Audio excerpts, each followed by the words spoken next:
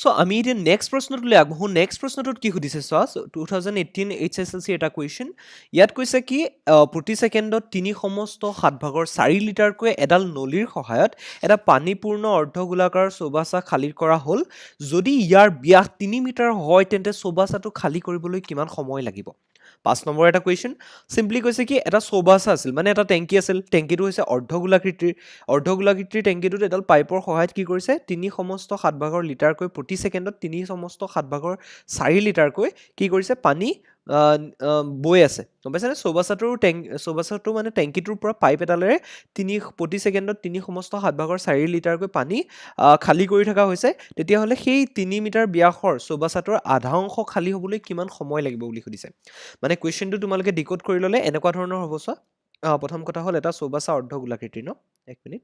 মই এবাৰ অংকন কৰি দিছোঁ অৰ্ধগোলাকৃতিৰ চৌবাচাটো চ' চিম্পলি এনেকুৱা ধৰণৰ এইটো হৈছে ওপৰৰ পৃষ্ঠখন বুলি ধৰি লোৱা অ'কে তাৰপিছত মই যদি আঁকিবলৈ যাওঁ চৌবাচাটো এনেকুৱা ধৰণৰ হ'ব অ'কে চৌবাচাটো এনেকুৱা ধৰণৰ এটা চৌবাচা হ'ব সৰি মই এইটো অৰ্ধগোলাকৃতিৰ হৈ থকা নাই এতিয়া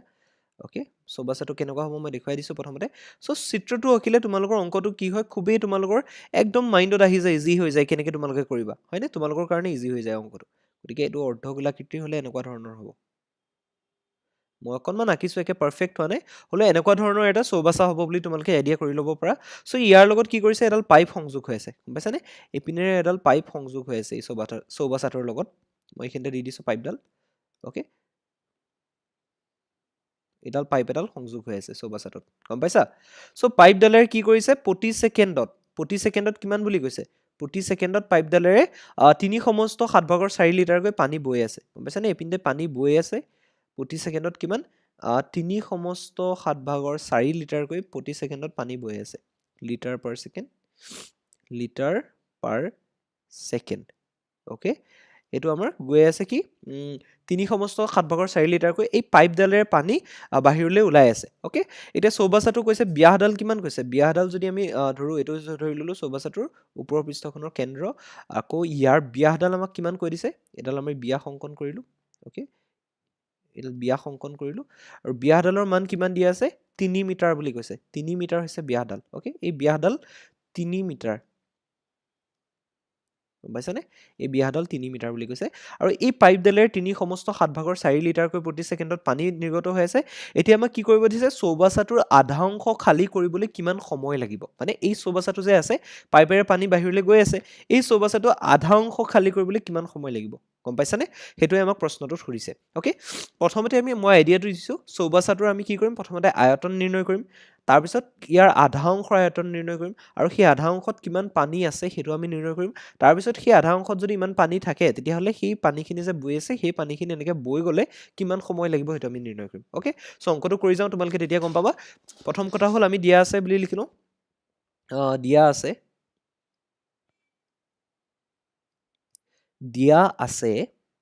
অ'কে দিয়া আছে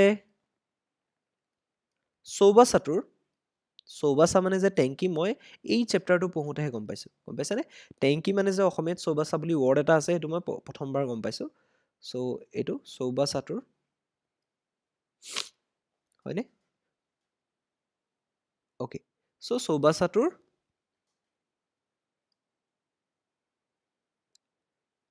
ব্যাস বুলি লিখিছোঁ কি ডাটা আমাক দিয়া আছে সেইটো তোমালোকে লিখি ল'বা অ'কে ব্যাস ইকুৱেলটো কিমান দিয়া আছে 3 মিটাৰ অ'কে 3 মিটাৰ ব্যাস দিয়া আছে 3 মিটাৰ দিয়া আছে হ'লনে ব্যাস 3 মিটাৰ দিয়া আছে গতিকে ব্যাসাৰ্ধ কিমান হ'ব ব্যাসাৰ্ধ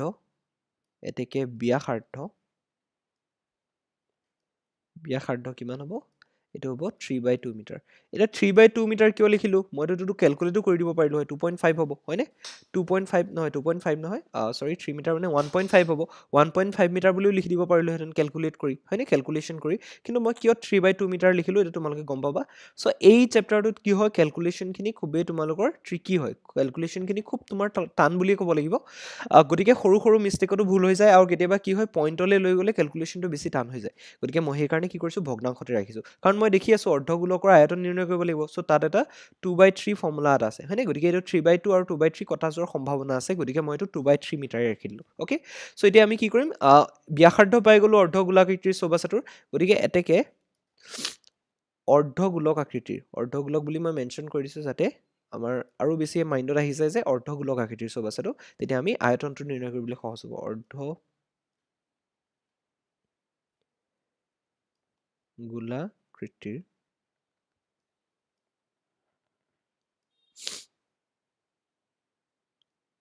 অৰ্ধগোলাকৃতিৰ চৌবাচাটোৰ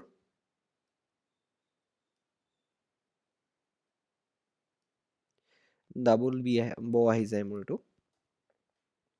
ব দুটা আহি যায় হয়নে চৌবাচা নহয় নহয় চৌবাচাহে ওকে চৌবাচা তোৰ হয়নে চৌবাচাটোৰ আয়তন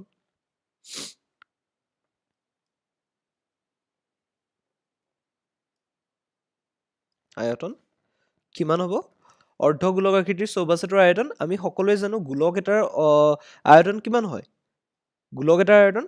4/3 পাই আৰ কিউব হয়নে 4/3 পাই আৰ কিউব হয়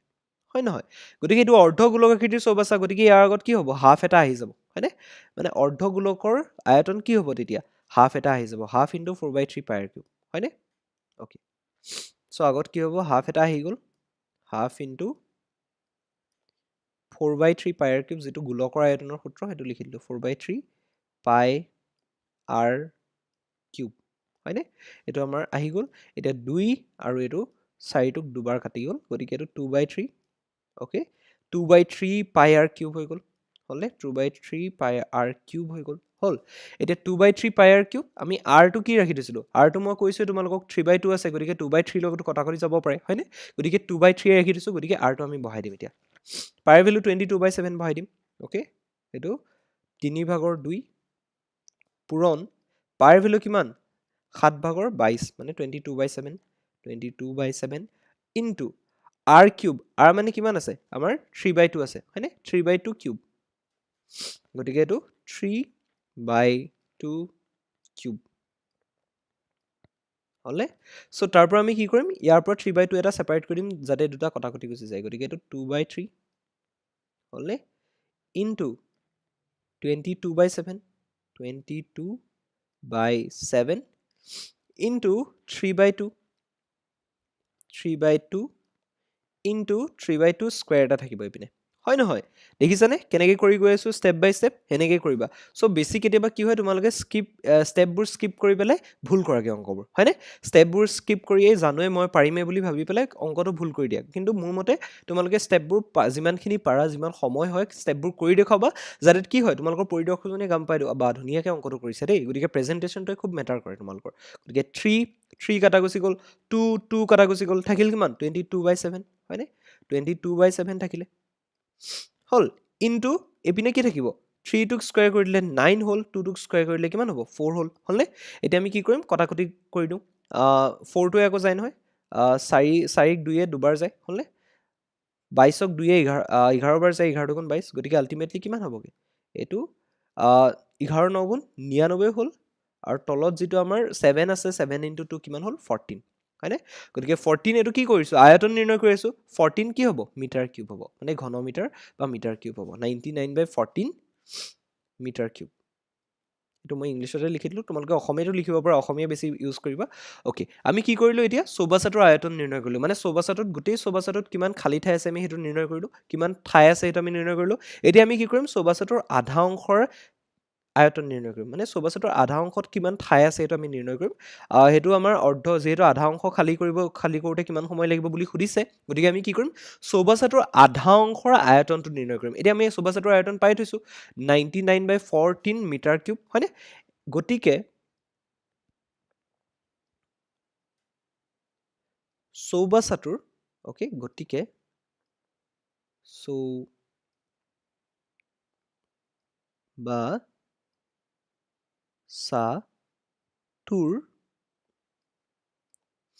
চৌবাচাটোৰ গোটেই চৌবাচ্চাটোৰ আয়তন এইটো পাইছোঁ এনেকৈ গতিকে অৰ্ধ চৌবাচ্চাটোৰ সৰি মই এইখিনিতে আধা বুলি লিখিব লাগিছিল আধা অংশৰ বুলি লিখি দিম পিছত বাৰু গতিকে গোটেই চৌবাচ্চাটোৰ আয়তন পাইছোঁ আমি কিমান 99/14 মিটাৰ কিউব গতিকে চৌবাচ্চাটোৰ আধা অংশৰ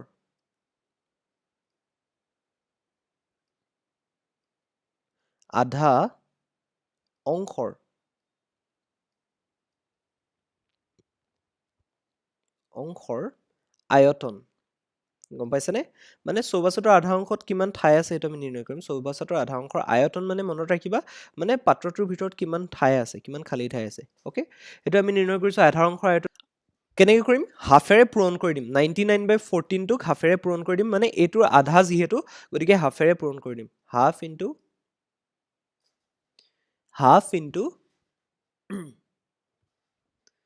99/14 হয়নে 99/14 অ'কে মিটাৰ কিউব হ'লনে এইটো আমি পাই থৈছোঁ হ'ল মানে চৌবাচ্চাটো যিটো চৌবাচ্চা আছিল তাৰ আধা অংশৰ আয়তন নিৰ্ণয় কৰিলোঁ গম পাইছেনে আধা অংশৰ ভিতৰত কিমান খালী ঠাই আছে সেইটো আমি নিৰ্ণয় কৰিলোঁ এতিয়া কথা হ'ল আমাৰ আয়তনৰ দুটা একক আছে এটা হৈছে মিটাৰ কিউব আছে লগতে এটা লিটাৰ আছে গম পাইছেনে এই ডাইৰেক্টলি যিটো মিটাৰ কিউব আছে এইটোৱে কৈ আছে আমাক আয়তন পাত্ৰটোৰ ভিতৰত কিমান খালী ঠাই আছে এইটোক যদি আমি লিটাৰলৈ লৈ যাওঁ তাৰমানে কি সেই পাত্ৰটোৰ ভিতৰত খালী ঠাই কিমান আছে সেইটো লিটাৰত প্ৰকাশ কৰা হ'ব অ'কে সেইটো এককত প্ৰকাশ কৰা হ'ব লগতে লিটাৰলৈ লৈ যোৱা মানে সেই পাৰ্টিকুলাৰ জেগাখিনিত বা সেই পাৰ্টিকুলাৰ পাত্ৰটোৰ ভিতৰত সেই কিমানখিনি জুলীয়া পদাৰ্থ ধৰিব লিটাৰলৈ লৈ যোৱাৰ লগে লগে সেইটো আমাক বুজাই থাকে গম পাইছেনে গতিকে আমাৰ যিটো হাফ ইনটু 19/14 মিটাৰ কিউব আছে এইটোক আমি অলপমান কৰি দিলে কিমান হ'ব চিম্পলি আমাৰ 28 হৈ যাব হয়নে 28 99/28 মিটাৰ কিউব এইটো পাই আছোঁ হ'লে এইটো পাই আছোঁ এটা কথা হ'ল এই মিটাৰ কিউবৰ পৰা যেতিয়া আমি লিটাৰলৈ লৈ যাম মানে একক যেতিয়া লিটাৰত প্ৰকাশ কৰিম তেতিয়া কি হ'ব সেই আধা অংশত চৌবাচ্চাটোৰ আধা অংশৰ আয়তনটো আমি মিটাৰ কিউবত আছে মিটাৰ কিউবৰ পৰা লিটাৰলৈ লৈ যোৱাৰ লগে লগে আমাৰ কি হ'ব চৌবাচ্চাটোৰ আধা অংশত কিমান পানী গম পাইছেনে পানীখিনি কিমান পানী আছে বা পানীখিনিৰ আয়তন বা পানীখিনি কিমান ঠাই আগুৰি আছে সেইটো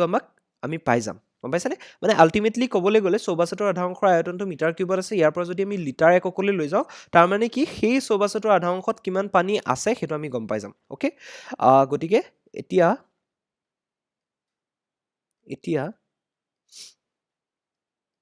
এইটো লিটাৰলৈ কেনেকৈ দিম চোৱা এতিয়া 1 মিটাৰ কিউব মানে কিমান হয় 1000 লিটাৰ হয় 1000 লিটাৰ গম পাইছেনে 1000 লিটাৰ হয় অ'কে 1000 লিটাৰ হয় 1 মিটাৰ কিউব মানে গম পালা গতিকে এই 1 মিটাৰ কিউব এটা পূৰণ হৈ থকা নাই জানো সেইটো ঠাইত আমি কি কৰিম 1000 লিটাৰটো বহাই দিম গতিকে আমি এইখিনি লিখিম গতিকে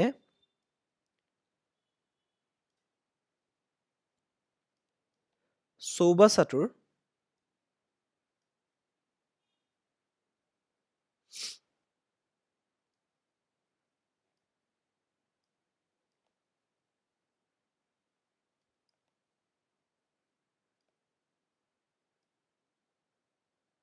আধা অংশত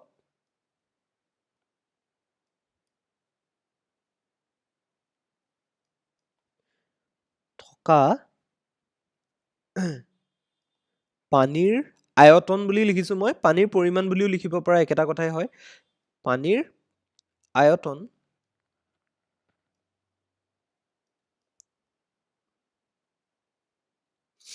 কিমান হ'ব এই যিটো 1 মিটাৰ কিউব আছে এইটো মিটাৰ কিউব আছে সেইটো ঠাইত আমি 1000 এটা লিখি দিম 1000 পূৰণ কৰি দিম অৰ্থাৎ 99/28 ইনটু 1000 হ'লনে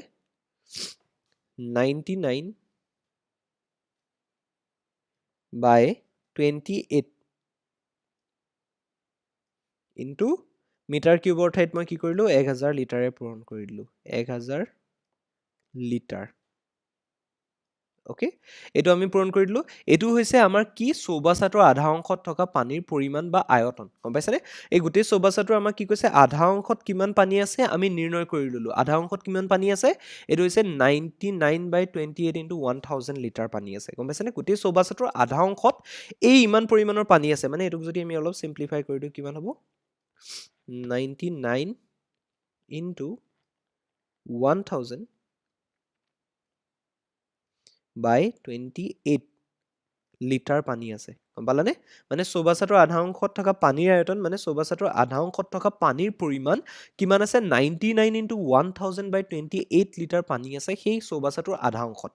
এতিয়া আকৌ আমাক কি কৈ থৈছে চোৱা এতিয়া আকৌ আমাক কৈ থৈছে কি যে চৌবাচ্চাটোৰ পৰা পাইপডালে প্ৰতি ছেকেণ্ডত 3/7 লিটাৰ পানী উলিয়াই দিয়ে গম পাইছানে এই গোটেই চৌবাচ্চাটোত থকা লাগি থকা এই পাইপডালে কি কৰে 1 ছেকেণ্ডত 3/7 লিটাৰ পানী নিষ্কাশন কৰে মানে বাহিৰলৈ খালী কৰি দিয়ে গম পাইছানে গতিকে গোটেই চৌবাচ্চাটোৰ আধা অংশ খালী কৰিবলৈ কিমান পানী উলিয়াব লাগে আমি উলিয়াই নিব পাৰিম কাৰণ আমাৰ পানীৰ পৰিমাণটো আমি জানো হয়নে গতিকে আমি সেইটো কৰিম এতিয়া আমি নেক্সট ষ্টেপটো সেইটোৱে কৰিম যে আকৌ প্ৰতি ছেকেণ্ডত লজিকেলি বস্তুটো বুজি পাইছেনে চোৱা তোমালোকে কিতাপখন চাই পেলাই ধুনীয়াকৈ ষ্টেপ বাই ষ্টেপ কি আছে এইকেইটা মনত ৰাখি পেলাই কৰিব পাৰিবা কিন্তু আন এটা উপায় আছে তোমালোকে কি বস্তুটো লজিকেলি বুজিব পাৰিবা যে বস্তুটো আচলতে এইটো হ'ল কি আমি যে এইটো হৰণ কৰি দিছোঁ এইটো কিহৰ কাৰণে হ'ল হয়নে সেই লজিকটো বুজি পালে তোমালোকৰ অংকটো কৰাত আৰু সুবিধা হয় গতিকে আকৌ আমাৰ কি কৈছে আকৌ প্ৰতি ছেকেণ্ডত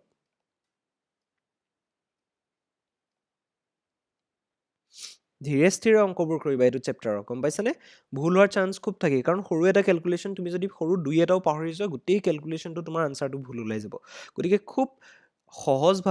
সহজভাৱে একদম পুৰা ধীৰে স্থিৰে ধৈৰ্য সহকাৰে অংকৰ কেলকুলেশ্যনবোৰ কৰিবা আৰু পৰীক্ষাৰ এনভাইৰনমেণ্টত তোমালোকৰ কি হয় সেই বস্তুটো খুব কম থাকে মানুহৰ ধৈৰ্যটো অকণ কম হৈ যায় ষ্ট্ৰেছ বাঢ়ি যায় টাইমটো যিহেতু গৈ থাকে হয়নে গতিকে সেই সময়খিনিত নিজকে চম্ভালাটো খুব এটা ডাঙৰ কথা গতিকে বিশেষকৈ মই এই চেপ্টাৰটোৰ কথা কৈছোঁ এই চেপ্টাৰটোত থকা অংকখিনিৰ কেলকুলেশ্যনখিনিত তোমালোকৰ ভুল হোৱা চান্স খুব বেছি থাকে গতিকে এইখিনি পূৰা ধৈৰ্য সহকাৰে কৰিবা গম পাইছানে আৰু সেইকাৰণে তোমালোকে মক টেষ্ট দিব পাৰা মক টেষ্টবোৰ খুব হেল্পফুল হয় সেইটো ক্ষেত্ৰত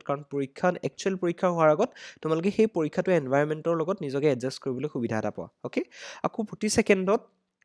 ছেকেণ্ডত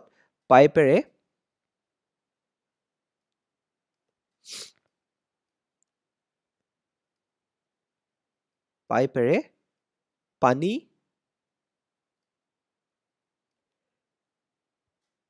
ওলাই যায় অ'কে ওলাই যায়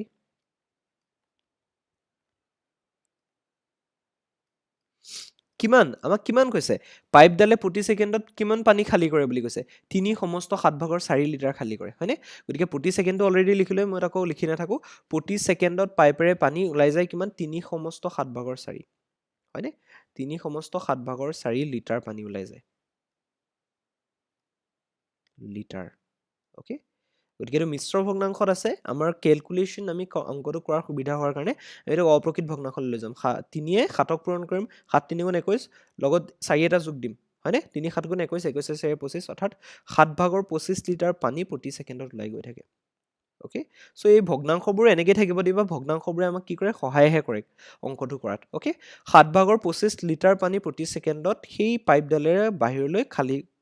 ওলাই গুচি যায় অ'কে লিটাৰ ঠিক আছে 7/25 লিটাৰ পানী নিষ্কাশন কৰে এতিয়া কথা হ'ল আমাৰ টেংকিটো যিটো আছে সেইটোৰ আধা অংশত থকা পানীৰ পৰিমাণ হৈছে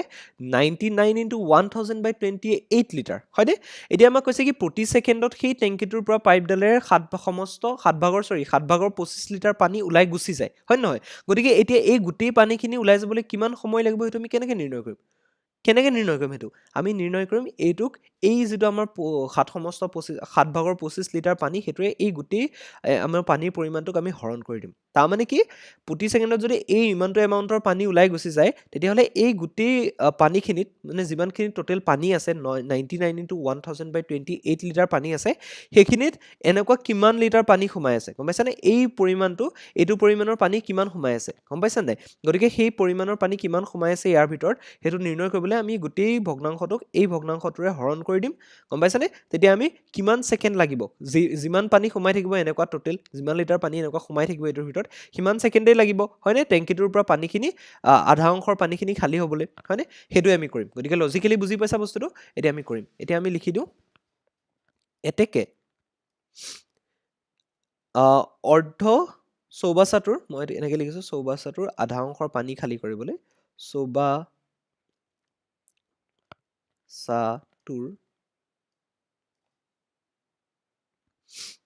আধা অংশৰ হয়নে চৌবাচ্চাটোৰ আধা অংশৰ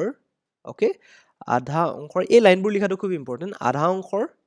মোৰ অকণমান ইয়াত লিখোতে অসুবিধা হয় দেই বেয়া নাপাবা আধা অংশৰ পানী খালী কৰিবলৈ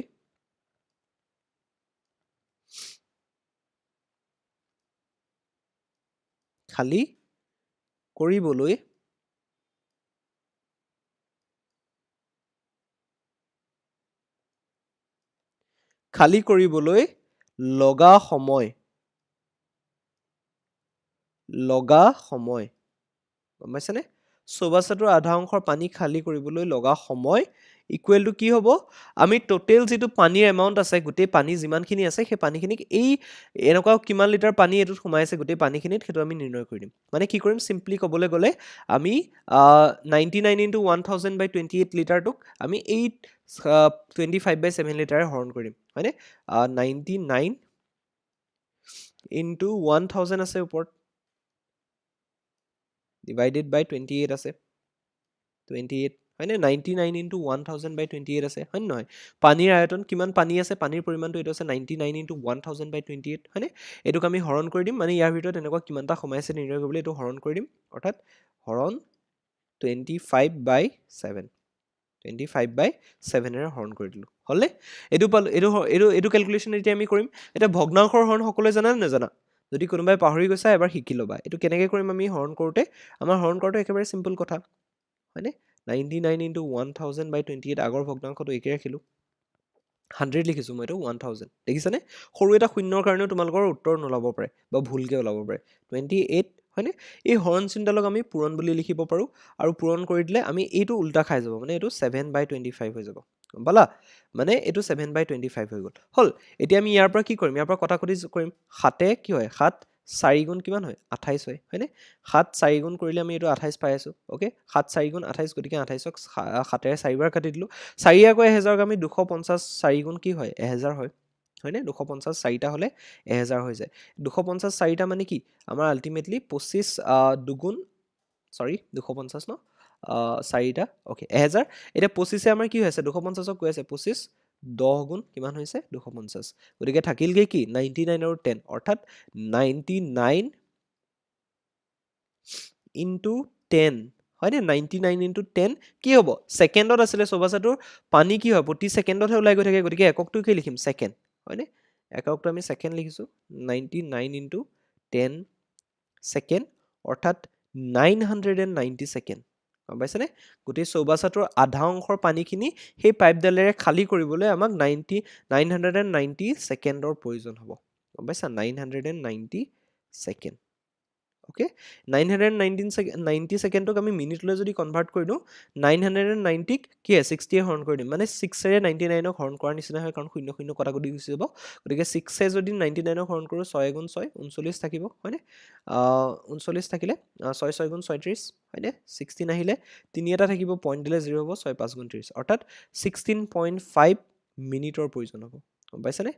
16.5 মিনিটৰ প্ৰয়োজন হ'ব আমাৰ চৌবাচ্চাটোৰ মানে টেংকিটোৰ আধা অংশৰ পানী খালী কৰিবলৈ বুজি পালা অংকটো মিনিট ওকে সো এইটো HSLC 2018ৰ এটা কুৱেশ্যন দেই এইটো এটা খুব মই ইয়াত বুজাওঁতে সময় লাগিছে কিন্তু তোমালোকে অংকটো যদি বুজি পোৱা তেতিয়াহ'লে কৰোঁতে বহুত বেছি সময় নালাগে সো অংকটো কেনেকুৱা ধৰণৰ হৈছে প্ৰথম কথা হ'ল অংকটোত আমাৰ কি কৈছে চৌবাচ্চাটো দিয়া আছিলে চৌবাচ্চাটোৰ কথা কৈছে চৌবাচ্চাটো অৰ্ধগোলাকৃতিৰ চৌবাচ্চা মানে টেংকি এটা আছিলে টেংকিটোত কি কৰিছে এডাল পাইপ সংযোগ কৰা আছে পাইপডালেৰে কি কৰিছে প্ৰতি ছেকেণ্ডত 3 সমস্ত 7 ভাগৰ 4 লিটাৰকৈ পানী ওলাই গৈ আছে ওকে আৰু চৌবাচ্চাটোত পানীৰে ভৰি আছে চৌবাচ্চাটোৰ ব্যাস দিয়া আছে 3 মিটাৰ তাৰপিছত প্ৰথমতে আমি কি কৰিব লাগে চৌবাচ্চাটোৰ আমি আয়তন নিৰ্ণয় কৰিব লাগে আয়তন মানে চৌবাচ্চাটোৰ ভিতৰত কিমান খালী ঠাই আছে এটা আমি নিৰ্ণয় কৰিব লাগে ওকে সো চৌবাচ্চাটোৰ আয়তন নিৰ্ণয় কৰিলোঁ চৌবাচ্চাৰ অৰ্ধগোলাকৃতিৰ যিহেতু গোলাক আকৃতি গতিকে চৌবাচ্চাটোৰ আয়তন নিৰ্ণয় কৰাটো অৰ্ধগোলাকৰ আয়তন নিৰ্ণয় কৰাটো একেবাৰে সহজ কথা আমি পালোঁ 99 বাই 14 মিটাৰ কিউব হ'লে এতিয়া চৌবাচ্চাটোৰ আয়তন নিৰ্ণয় কৰাৰ পিছত আমাৰ কি হ'ল চৌবাচ্চাটোৰ আধা অংশৰ কথা কৈছে আমাক আধা অংশ খালী কৰাৰ কথা কৈছে গতিকে চৌবাচ্চাটোৰ আধা অংশৰ আয়তন আমি নিৰ্ণয় কৰিম মানে চৌবাচ্চাটোৰ আধা অংশৰ কিমান খালী ঠাই আছে এইটো আমি নিৰ্ণয় কৰিলোঁ কিমান পালোঁ আমি পালোঁ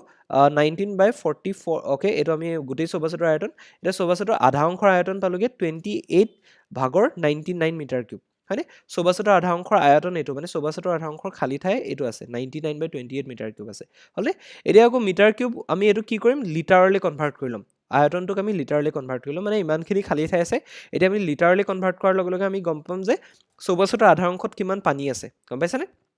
পানীৰ পৰিমাণটো গম পাম। চ' 1 মিটাৰ কিউব মানে 1000 লিটাৰ, গতিকে চৌবাচুটোৰ আধা অংশৰ আয়তন যদি এইটো হয়, তাৰমানে কি এই চৌবাচুটোৰ আধা অংশত থকা পানীৰ আয়তন আমি কেনেকৈ নিৰ্ণয় কৰিলোঁ, সেই মিটাৰ কিউবটোক 1000ৰে আমি ৰিপ্লেচ কৰি দিলোঁ, 1000ৰে পূৰণ কৰি দিলোঁ মিটাৰ কিউবৰ ঠাইত 1000 লিটাৰে, হ'লনে? গতিকে আমি পালোঁ 99 ইনটু 1000/28 লিটাৰ হ'ল। এতিয়া প্ৰতি ছেকেণ্ডত পাইপেৰে পানী, আমি ইমানখিনি পানী গোটেই চৌবাচুটোৰ আধা অংশত আছে, এতিয়া প্ৰতি ছেকেণ্ডত পাইপেৰে পানী কিমান নিৰ্গত হৈ আছে, ওলাই গৈ আছে 3/7 লিটাৰ, সেইটোক আমি মিশ্ৰ ভগ্নাংশৰ পৰা অপ্ৰকৃত ভগ্নাংশলৈ নিলোঁ, অৰ্থাৎ 7/25 লিটাৰ পানী প্ৰতি ছেকেণ্ডত পাইপেৰে বাহিৰলৈ গৈ আছে, হয়নে? গতিকে এটাকে চৌবাচুটোৰ আধা অংশৰ পানী, টোটেল পানী ইমানখিনি আছে, প্ৰতি ছেকেণ্ডত ইমানখিনি পানী গৈ আছে, গতিকে চৌবাচুটোৰ পানীখিনি খালী হওঁতে কিমান সময় লাগিব এইটো নিৰ্ণয় কৰিবলৈ আমি চিম্পলি এই যিমানখিনি পানীৰ পৰিমাণ আছে টোটেল, সেইখিনিক আমি প্ৰতি ছেকেণ্ডত ওলাই গৈ থকা পানীৰ পৰিমাণে হৰণ কৰি দিলোঁ, হয়নে? হৰণ কৰাটো তোমালোকৰ ভগ্নাংশৰ হৰণটো সকলোৱে চাগে জানা, বা যোনে নাজানা এটা কথা মনত ৰাখিবা যে প্ৰথম ভগ্নাংশটো একে ৰাখিম, এই যিটো হৰণ চিন আছে হৰণ চিনডালক পূৰণ বুলি লিখিম, আৰু পিছৰ ভগ্নাংশটো আমি উল্টা কৰি দিম, অৰ্থাৎ 25/7 আছে, এইটো 7/25 কৰিলোঁ। তাৰপিছত আমাৰ কটাকটি গ'ল, লাষ্টত থাকিলগৈ 990 ছেকেণ্ড, তাৰমানে কি এইটোক 6ৰে হৰণ কৰিলে আমাৰ 16.5 মিনিট সময় লাগিব, গম পালানে? 16.5 মিনিট সময়ৰ প্ৰয়োজন হ'ব গোটেই চৌবাচুটোৰ আধা অংশৰ পানী খালী কৰিবৰ কাৰণে, বুজি পাইছা? অ'কে, আমি এতিয়া নেক্সট প্ৰশ্নটোলৈ আগবাঢ়িছোঁ। নেক্সট প্ৰশ্ন ইয়াত সুধিছে কি 5.5 centimetre into 10 centimetre into 3.5 centimetre মাপৰ এটা চৌপল সাজিবলৈ 1.75 চেণ্টিমিটাৰ ব্যাসৰ আৰু 2 মিলিমিটাৰ ডাঠৰ কিমানটা ৰূপৰ মুদ্ৰা গলাব লাগিব, গম পাইছানে? অ'কে, চ' এইটো কেনেকৈ কৰিম এতিয়া আমি 5.5 চেণ্টিমিটাৰ এইকেইটা আমাক দিয়া আছে, 5.5 চেণ্টিমিটাৰ ইনটু 10 চেণ্টিমিটাৰ, হয়নে? 3.5 চেণ্টিমিটাৰ মাপৰ এটা চৌপল মানে কি ইয়াত দিয়া আছে চোৱা, কেতিয়াবাতো অসমীয়া ৱৰ্ডটো দেখি তোমালোকে যদি কনফিউজ হৈ যোৱা তেতিয়াহ'লে ওপৰৰ ইংলিছ ৱৰ্ডটো যদি বুজি পোৱা সেইটো চাবা কিউবইড, হয়নে? কিউবইড মানে আমি চিম্পলি ক'ব পাৰোঁ এটা আয়তীয় ঘনক, গম পাইছানে? কিউবইড মানে এটা আয়তীয় ঘনক বুলি ক'ব পাৰোঁ। আয়তীয় ঘনকটো কেনেকুৱা ধৰণৰ হয় মই দেখুৱাই দিছোঁ। চ' আয়তীয় ঘনকটো কেনেকুৱা ধৰণৰ হ'ব জানানে? ছাপ'জ এটা ঘনক, অ'কে, চ' এইটো এটা কেনেকুৱা ধৰণৰ হ'ব মই আয়তীয় ঘনকটো দেখুৱাই দিছোঁ। চিম্পলি ক'বলৈ গ'লে আৰু এইপিনে এটা, অ'কে, তাৰপিছত আমি চিম্পলি কি কৰিব লাগে, এই লাইনকেইডাল সংযোগ কৰি দিলে এটা আয়তীয় ঘনক আকৃতিৰ পাই যাম।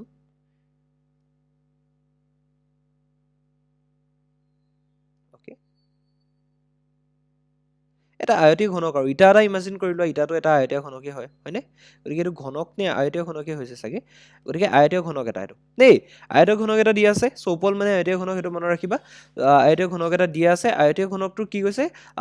দিশ প্ৰস্থ উচ্চতা এইকেইটা দিয়া আছে, 5.5 centimetre into 10 centimetre into 3.5 centimetre মাপৰ এটা চৌপল মানে দিশ প্ৰস্থ উচ্চতা, গম পাইছানে? দিশ প্ৰস্থ আৰু উচ্চতা এই আয়তটোৰ দিয়া আছে, হয়নে?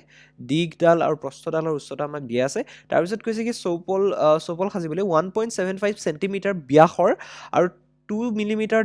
ডাঠ কিমানটা ৰূপৰ মুদ্ৰা গলাব লাগিব। এতিয়া আমাক ব্যাস যিটো ৰূপৰ মুদ্ৰা দিয়া আছে, ৰূপৰ মুদ্ৰাটো এনেকুৱা ধৰণৰ চোৱা, ৰূপৰ মুদ্ৰাবোৰ কেনেকুৱা হয়, আমি সাধাৰণতে ৰূপৰ মুদ্ৰা বুলি ক'লে ডাইৰেক্টলি বেলনটো ইমাজিন কৰিব পাৰোঁ, কাৰণ ৰূপৰ মুদ্ৰাটো এটা বেলনেই হয়, খালি তাৰ কি হয় উচ্চতাটো একেবাৰে কম থাকে, হয়নে? গতিকে এইটো যদি আমি চাওঁ, ৰূপৰ মুদ্ৰাটো এনেকুৱা ধৰণৰ হ'ব, হয় নাই? আমি একদম ক্ল'জলি অবজাৰ্ভ কৰিলে ৰূপৰ মুদ্ৰাটো এনেকুৱা ধৰণৰ হ'ব।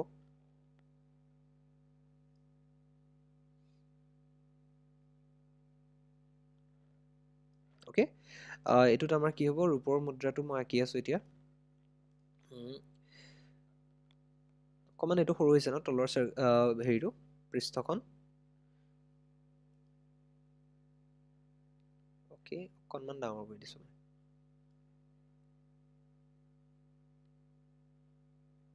অ'কে, চ' এতিয়া আমি কি কৰিম, ইয়াৰ পৰা এডাল অংকন কৰিলোঁ, জইন দি দিলোঁ, হ'ল এটা ছাইড আৰু এইপিনৰ এটা ছাইড। এইটো এটা ৰূপৰ মুদ্ৰা আঁকা হৈছে, ঠিক আছে? চ' এই ৰূপৰ মুদ্ৰাটোত কি কৈছে, ৰূপৰ মুদ্ৰাটোৰ ব্যাসৰ কথা কৈছে, সাজিবলৈ 1.75 চেণ্টিমিটাৰ ব্যাসৰ বুলি কৈছে, মানে এই ৰূপৰ মুদ্ৰাটোৰ যিটো ব্যাস, মানে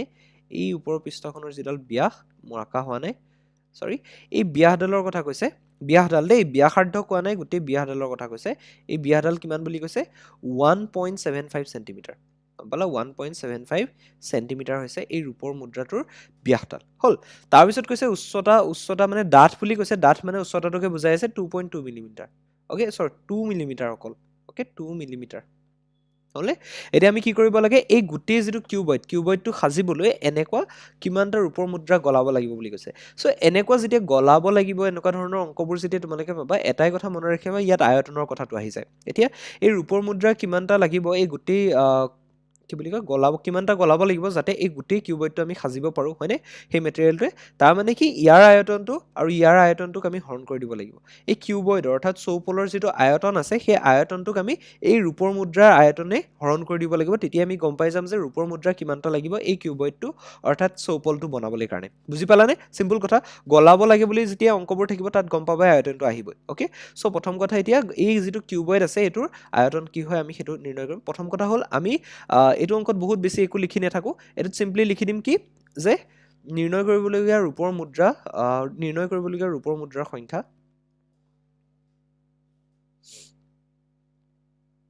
ওকে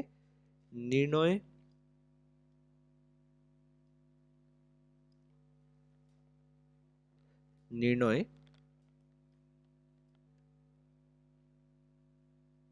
কৰিব লগা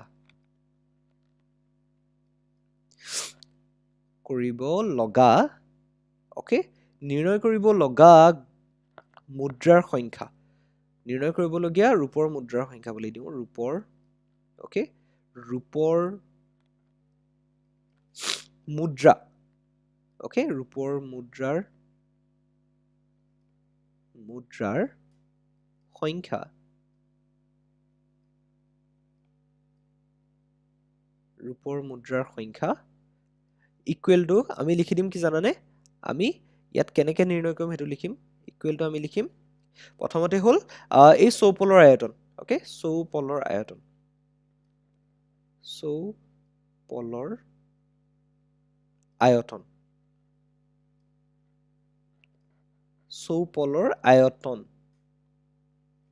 ওকে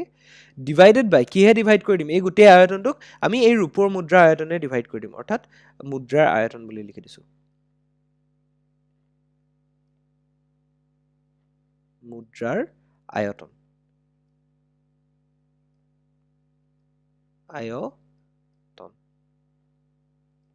হলে এই অংকটোত বহুত বেছি একো ভাবিবলগীয়া নাই সিম্পল অংকই খালি ইয়াত তোমালোকৰ ক্যালকুলেশনটো অকন সময় লাগিব দেই ক্যালকুলেশনটো কৰোতে অকনমান তোমালোকৰ পৰীক্ষাৰ হলত সময়ৰ প্ৰয়োজন হ'ব ওকে অংকটো কৰাটো সহজ খালি ক্যালকুলেশনটো কৰিব লাগিব অলপ ভালকে চৌপলৰ আয়তন বাই মুদ্ৰাৰ আয়তন এতিয়া চৌপলৰ আয়তন চৌপল মানে কি এটা কিউবইড হয়নে কিউবইড এই যেটো কিউবইড আছে কিউবইডৰ আয়তন আয়তীয় ঘনকৰ আয়তনটো কি হয় জানানে দিশ পূৰণ প্ৰস্থ পূৰণ উচ্চতা গম পাইছানে দিশ পূৰণ প্ৰস্থ পূৰণ উচ্চতা গতিকে দিশ প্ৰস্থ উচ্চতা দিয়া আছে গতিকে আমাৰ যেটো প্ৰস্থত দিয়া আছে হেতুই হ'ব চৌপলৰ আয়তন ওকে এতিয়া এটা কথা মন কৰা আমাৰ যেটো ই যেটো মুদ্ৰাৰ ডাঠ আছে মুদ্ৰাটোৰ যেটো আমাৰ উচ্চতা আছে হয়নে মুদ্ৰাটো বেলনাকৃতিৰ মুদ্ৰাটোৰ উচ্চতা যেটো আছে এটো 2.2 মিলিমিটাৰ বুলি আছে হয়নে গতিকে এটো মই কনভাৰ্ট কৰি দিম বা এখিনতে লিখি দিছো 2.2 মিলিমিটাৰ বা এটো কনভাৰ্ট কৰি দিম আমি সেন্টিমিটাৰলৈ কনভাৰ্ট কৰিলে কি হ'ব 0.2 সেন্টিমিটাৰ হৈ যাব হয়নে 10 ৰে হৰণ কৰি দিলে হ'ল তাৰ মানে কি 0.2 সেন্টিমিটাৰ হৈ গ'ল গতিকে আমি একক কিটা একি কৰি ল'ব লাগিব এটো মনত ৰাখিবা এতিয়া চৌপলৰ আয়তন বুলি ক'লে তিনিটা আমি পূৰণ কৰি দিম দিশ পূৰণ প্ৰস্থ পূৰণ উচ্চতা হয়নে চৌপলৰ আয়তন মানে মই এখিনতে L * b * h বুলি লিখি লৈছো দেই প্ৰথমতে L * b * h বুলি লিখি লৈছো L মানে হৈছে লেংথ b মানে হৈছে ব্ৰেথ আৰু h মানে হৈছে উচ্চতা তাৰ মানে আলটিমেটলি দিশ পূৰণ প্ৰস্থ পূৰণ উচ্চতা ওকে মানে চৌপলৰ আয়তন মানে কিউবইড আয়তীয় ঘনকৰ আয়তন ওকে তাৰ পিছত আমাৰ কি কৈছে মুদ্ৰাটোৰ আয়তন মুদ্ৰাটোৰ বেলনাকৃতিৰ বেলনৰ আয়তন কি হয় বেলনৰ আয়তন কি হয় পাই r স্কয়াৰ h হয়নে পাই r স্কয়াৰ h গতিকে পাই ওকে ইনটু r স্কয়াৰ হয়নে পাই r স্কয়াৰ মাজত আমি পূৰণ চিন নিদো বাৰু পূৰণ চিনটো অকনমান অড লাগে হয়নে পাই r স্কয়াৰ h বুলি ডাইৰেক্টলি কৈ দিও যেহেতু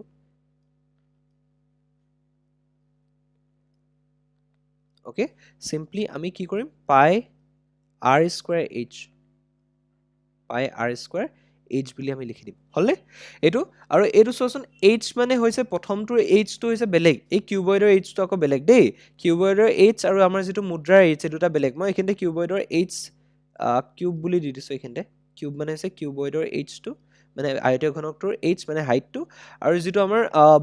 কি বুলি কয় মুদ্ৰাটোৰ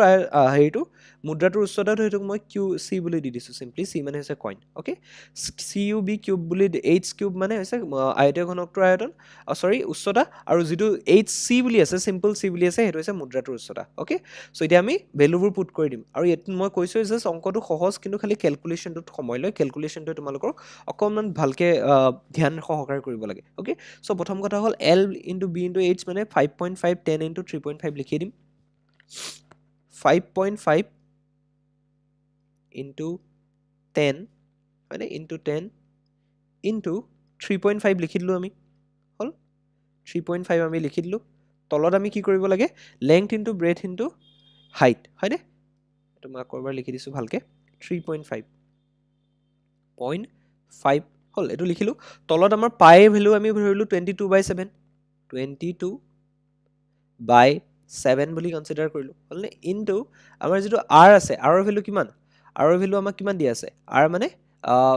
হৈছে আমাৰ ব্যাসাৰ্ধডাল হয়নে মানে কইনটোৰ ব্যাসাৰ্ধডাল দেই কইনটোৰ ব্যাসাৰ্ধডাল হৈছে আৰ হয়নে এতিয়া ব্যাসডাল দিয়া আছে আমাক ব্যাস দিয়া আছে 1.7 গতিকে আৰ কিমান হ'ব আৰটো 1.7/2 হ'ব 1.75/2 গম পাইছেনে 1.75/2 চেণ্টিমিটাৰ হ'ব অৰ্থাৎ আমাৰ যিটো 22/7 পাই লিখিলোঁ আৰ মানে কি আছে 1.75/2 মানে 1.75/2 লিখি দিলোঁ মই এইটো 1.75/2 অ'কে এইটো স্কুৱেৰ হৈ যাব হ'লনে এইটো স্কুৱেৰ হৈ গ'ল ইনটু এইচ কইনৰ এইচ কিমান আছিলে হাইট কিমান আছিল 0.2 হয়নে গতিকে ইনটু 0.2 লিখিলোঁ অ'কে 0.2 লিখি দিলোঁ আমি হ'ল এতিয়া আমি ছাইডত আমি কি লিখিব লাগিব আমাৰ পিছত আমি কেলকুলেশ্যন কৰিব লাগিব এতিয়া গম পাইছানে এতিয়া আমি এই কেলকুলেশ্যনটো কৰিব লাগিব চ' প্ৰথম কথা হ'ল কেলকুলেশ্যনটো যিমান পাৰা তোমালোকে কটাকটি কৰি সহজ কৰিবলৈ চাবা গম পাইছানে যিমান পাৰা সিমান কটাকটি কৰি সহজ কৰিবলৈ চাবা চ' মই সহজ কৰি পেলাই কৰিম তোমালোকৰ অ'কে চ' এইটো 5.5 আছে মই 5.5টো কেনেকৈ লিখিব পাৰোঁনে 5.5টোক মই 0.5 ইনটু 11 লিখি দিব পাৰোঁনে 11 লিখি দিব পাৰোঁ হয়নে কাৰণ 11 ইনটু যদি 5 কৰা 0.5 কৰা তুমি কেনেকৈ কৰিম আমি পইণ্টটোক প্ৰথমতে ইগন'ৰ কৰি পূৰণ কৰিলোঁ 55 পালোঁ এতিয়া দেখিছোঁ এই 5ৰ আগত এটা অংকৰ আগত দশমিক আছে গতিকে 5.5 হৈ যাব গতিকে 11 ইনটু 0.5 মানে 5.5 পাইছোঁ এইটো মই ভাঙি দিলোঁ অ'কে আমাৰ সুবিধাৰ কাৰণে ইনটু আমাৰ কি হৈছে 10 লিখিলোঁ হ'ল ইনটু আমাৰ কি হৈ আছে 3.5 হ'লনে 3.5 এইটো এনেকৈ ৰাখিছোঁ 3.5টোক মই এটা কাম কৰিব পাৰোঁ 3.5 আছে যিহেতু অ'কে 3.5টোক মই লিখি দিব পাৰোঁ কিমান 7 5 গুণ 35 নহয় জানো মই এইটোক আকৌ ভাঙি দিব পাৰোঁ অকণমান 3.5টোক মই আৰু অলপ ভাঙি দিছোঁ অ'কে চ' 7 5 গুণ 35 হয়নে গতিকে 7 ইনটু 0.5 লিখি দিব পাৰোঁ হয়নে 0.5 বুলি আমি লিখি দিব পাৰোঁ এতিয়া 7 ইনটু 0.5 কৰিলে 7 5 গুণ 35 এটা আগত দশমিক আছে মানে 3.5 পাবাগে আল্টিমেটলি হ'ল চ' এইটো কৰিলোঁ মই অকণমান ভাঙি দিলোঁ প্ৰথমতে মোৰ সুবিধা কেলকুলেশ্যনৰ সুবিধাৰ কাৰণে তোমালোকে নিজে কৰিব পৰা নিজৰ সুবিধা অনুযায়ী পিছত 22/7 আছে হয়নে 22/7 আছে মই 22/7টো মই এইখিনি লিখা নাই প্ৰথমতে ওপৰৰকেইটা মই পূৰণ কৰি লৈছোঁ মানে 1.75 স্কুৱেৰ হয়নে 1.75 স্কুৱেৰ আহিব এইটো স্কুৱেৰ ইনটু 0.2 হয়নে 0.2 ওপৰৰকেইটা মই ওপৰতে লিখি লৈছোঁ দেই 0.2 আহিলে হ'লে তলত আমি কি কৰিলোঁ তলৰকেইটা যিটো ভগ্নাংশৰ তলৰকেইটা আছে সেইকেইটা আমি লিখি দিলোঁ মানে 7 ইনটু এই 2টো স্কুৱেৰ হৈ যাব নহয় মানে 2 স্কুৱেৰ মানে 2 ইনটু 2 অ'কে কেলকুলেশ্যনটো আমি এইখিনি পাইছোঁহি এইখিনিৰ পৰা কেনেকৈ কৰিম চাই থাকা চ' ইয়াৰ পিছত আমি কি কৰিম এনেকুৱা যেতিয়া ভগ্নাংশ থাকে চোৱাচোন ভগ্নাংশত যেতিয়া আমি কি থাকে আমাৰ ধৰি লোৱা ওপৰত এটা ভগ্নাংশ আছে ওপৰত ধৰি লোৱা এটা সংখ্যা আছে ধৰি ল'লোঁ 5 আছে তলত ধৰি লোৱা 2/3 আছে 2/3 আছে এনেকুৱা ধৰি লোৱা থাকে যেতিয়া হৰটো এটা ভগ্নাংশ হয় আমি কি কৰোঁ চিম্পলি এই 3টোক ওপৰলৈ লৈ যাওঁ মানে এই ভগ্নাংশটো আমি এনেকৈ লিখোঁ 5 ইনটু এই 3টো ওপৰলৈ লৈ গৈ 3 পূৰণ কৰি দিওঁ বাই 2 হৈ যায় 5 ইনটু 3/2 হৈ যায় হ'লে এইটো পাই যাওঁ এনেকুৱা ভগ্নাংশ থাকিলে তলৰ যিটো হৰ সেইটো যদি ভগ্নাংশ থাকে সেই তলৰ ভগ্নাংশটোৰ হৰটো মই ওপৰটোৰ লগত পূৰণ কৰি দিওঁ আৰু তলৰ হৰটো এই ওপৰৰ লবটো হৈ যায় হয়নে গতিকে 5 ইনটু 3/2 মানে এই ভগ্নাংশটোৰ পৰা বুজি লোৱা যে আমি এনেকুৱা ভগ্নাংশবিলাকক নি পেলাই এনেকৈ লিখোঁ হ'লে এতিয়া ইয়াতো সেই একে ধৰণৰ আছে দেখিছানে ইয়াত হৰটো কিমান আছে 7 ইনটু 2 ইনটু 2 গতিকে এইটোকো মই কি কৰিম একেবাৰে ওপৰলৈ লৈ যাব পাৰিম গম পাইছা একেবাৰে ওপৰলৈ লৈ যাব পাৰিম মানে আল্টিমেটলি আমাৰ কি হ'বগৈ আমাৰ হ'বগৈ 0.5 ইনটু 11 হয়নে 0.5 মানে আমাৰ পূৰণ হৈ পেলাই কিমান হ'ব 0.5 মানে দুইটা পূৰণ হৈ পেলাই 0.25 হ'বগৈ হয়নে 5 গুণ 25 আৰু এইটো আগত দশমিক আছে এটাৰ আগত আৰু এইপিনে এটাৰ আগত মানে দুটা আগত মানে 0.25 হ'বগৈ আল্টিমেটলি দুইটা পূৰণ কৰি দিলে হয়নে চ' 0.25 পাই আছোঁ ইনটু 11 পাই আছোঁ হয়নে ইনটু 11 আছে ইনটু 10 আছে হ'লনে ইনটু 10 আছে আৰু ইনটু কি আছে 7 আছে হ'লনে 7 আছে আৰু এইটো 0.5টোতো এইটোৰ লগত পূৰণ কৰি আমি 0.25 পালোঁ গতিকে এইটো লিখিছোঁ ইনটু আমি কি লিখিব পাৰোঁ এই তলৰ এইকেইটা যিকেইটা আছে সেইকেইটা ওপৰলৈ গুচি যাব অৰ্থাৎ 7 ইনটু 2 ইনটু 2 2 ইনটু 2 লিখি দিছোঁ হ'লনে 2 ইনটু 2 লিখি দিছোঁ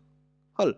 অ'কে এতিয়ালৈকে এইটো লিখি দিছোঁ তলত আমাৰ কি আছে 22 আছে 22 মানে 2 ইনটু 11 লিখিব পাৰোঁনে 2 ইনটু 11 লিখি দিলোঁ হ'লনে তাৰপিছত 1.75 স্কুৱেৰ আছে হয়নে 1.75 স্কুৱেৰ মানে 1.75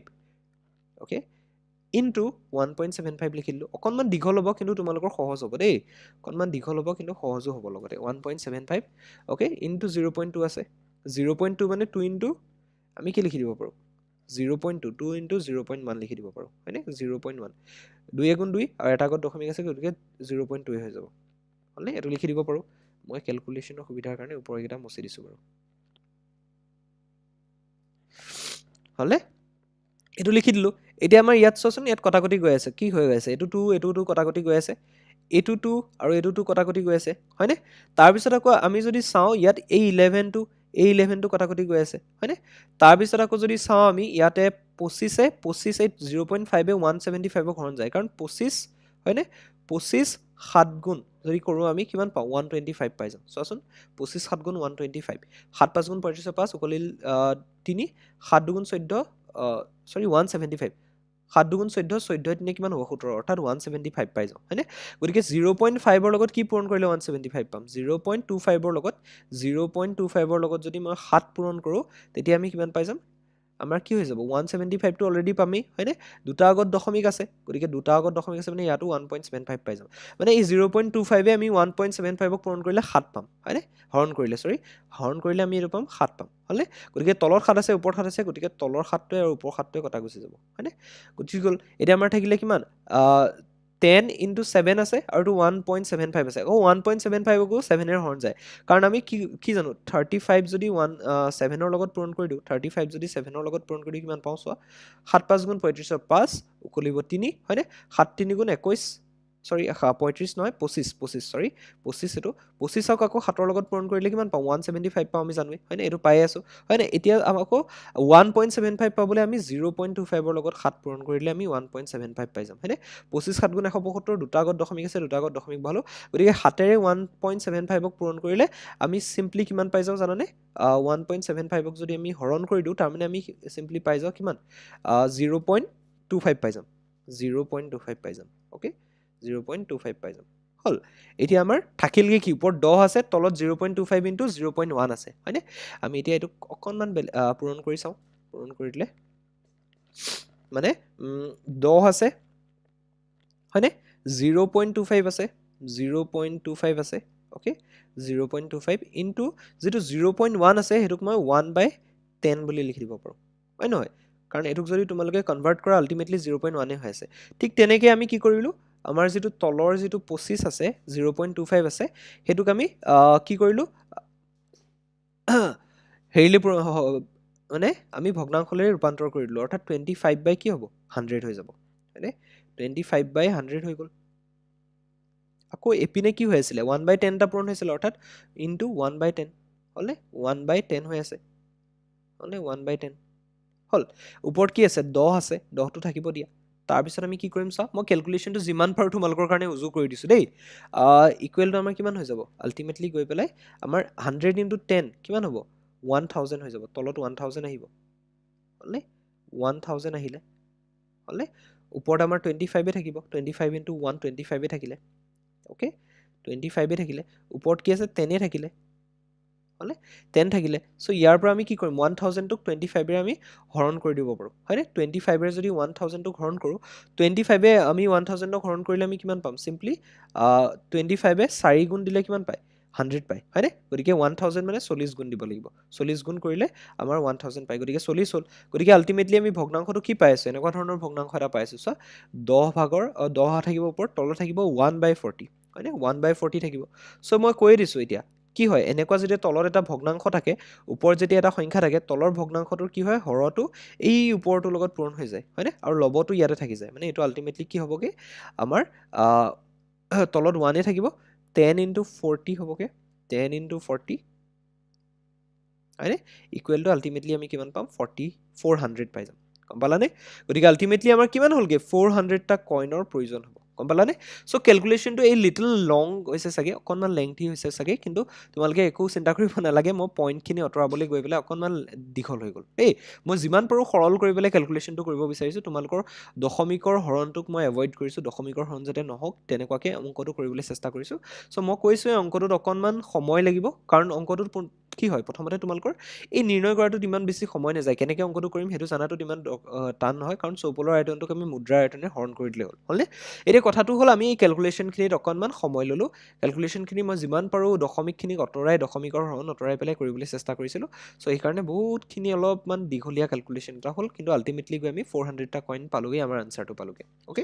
এটো হ'ব আমাৰ আনসাৰটো ঠিক আছে আমি নেক্সট প্ৰশ্নটোলৈ আগবাঢ়ো নেক্সট প্ৰশ্নটো এটা খুবেই ইম্পৰ্টেন্ট প্ৰশ্ন তোমালোকৰ এইটো এটা পুতলা একে ব্যাসাৰ্ধযুক্ত এটা অৰ্ধগোলকৰ 3.5 সেন্টিমিটাৰ ব্যাসাৰ্ধ এটা শংকুৰে গঠিত পুতলাটোৰ মুঠ উচ্চতা হ'ল 15.5 সেন্টিমিটাৰ পুতলাটোৰ মুঠ পৃষ্ঠকালি নিৰ্ণয় কৰিব দিছে ওকে সো এই যেটো কোৱেশ্চন দেখিছা এটো এটা খুব ইম্পৰ্টেন্ট কোৱেশ্চন এটো যদিও মই 2019 ৰ হা কোৱেশ্চন এটো আৰু দুবছৰ কোৱেশ্চনটো আহিছে কেতিয়া আহিছে জানানে 2020 চনত আহিছে ওকে তাৰ পিছত আকৌ 2025 চনতো এই কোৱেশ্চনটো আহিছে গম পাইছানে 2025 চনতো এই মানে এই বছৰৰ এই কোৱেশ্চনটো দিছে মানে এইটো এটা খুব ইম্পৰ্টেন্ট কোৱেশ্চন মানে এটা খুব আহি থকা কোৱেশ্চন এটা ইভেন ইয়াৰ ভ্যালু গিটাও চেঞ্জ নকৰে জাস্ট এজ ইট ইজ এটো দি দিয়ে তোমালোকৰ গম পাইছানে গতিকে 3 বছৰ যেহেতু কোৱেশ্চনটো আহিছে গতিকে এটা খুব ইম্পৰ্টেন্ট কোৱেশ্চন হ'বই লাগিব গম পাইছানে গতিকে ইম্পৰ্টেন্ট এটা কোৱেশ্চন গতিকে কোৱেশ্চনটো তোমালোকে খুব ভালদৰে চাবা আৰু যিমান 5 নম্বৰ দিছে সিমান টান কিন্তু নহয় কোৱেশ্চনটো একেবাৰে ইজি কোৱেশ্চন এটা সো ইয়াত কোৱেশ্চনটোত কি কৈছে চোৱা এটা পুতলা একে ব্যাসাৰ্ধযুক্ত এটা অৰ্ধগোলকৰ ওপৰত 3.5 সেন্টিমিটাৰ ব্যাসাৰ্ধযুক্ত এটা শংকুৰে গঠিত পুতলাটোৰ মুঠ উচ্চতা 15.5 সেন্টিমিটাৰ পুতলাটোৰ মুঠ পৃষ্ঠকালি নিৰ্ণয় কৰিব দিছে পালানে প্ৰথমতে কৈছে কি একে ব্যাসাৰ্ধযুক্ত এটা অৰ্ধগোলকৰ ওপৰত 3.5 সেন্টিমিটাৰ ব্যাসাৰ্ধযুক্ত এটা শংকুৰে গঠিত গম পাইছানে মানে শংকুটো আৰু যেটো অৰ্ধগোলক আছে দুইটাৰে কি হয় ব্যাসাৰ্ধ একে গম পাইছানে আৰু কৈছে পুতলাটোৰ মুঠ উচ্চতা 15.5 সেন্টিমিটাৰ পুতলাটোৰ মুঠ পৃষ্ঠকালি নিৰ্ণয় কৰিব লাগে ওকে সো চিত্ৰটো অঙ্কন কৰিলে তোমালোকৰ অকনমান সুবিধা হ'ব মই কেনেকৈ কথাটো ইয়াত যেহেতু ডিকোড হৈ যাব বস্তুটো চিত্ৰটো অঙ্কন কৰিলে তোমালোকে বুজি পাই যাবা বস্তুটো সো কেনেকুৱা কথা কৈছে প্ৰথমতে কৈছে কি এটা পুতলাটো কি হয় একে ব্যাসাৰ্ধযুক্ত এটা অৰ্ধগোলকৰ কথা কৈছে গতিকে এটা অৰ্ধগোলক আঁকিলো মই এখানে ৰাখিছো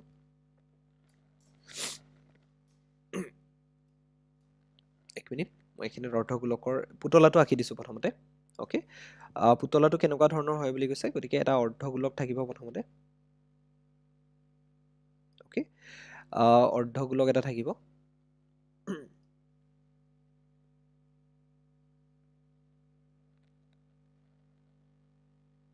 একেবাৰে পাৰফেক্ট অৰ্ধগোলক হোৱা নাই তোমালোকে এটো অকনমান তোমালোকৰ জাস্ট বুজিবৰ কাৰণে মই দিছো পাৰফেক্ট অৰ্ধগোলক হোৱা নাই এটো দেই